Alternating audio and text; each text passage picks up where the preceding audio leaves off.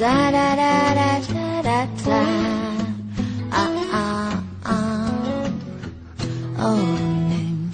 ฉันต้องใช้แว่นตาสีเทาเอาไว้เบาแดดให้ดูสวยดี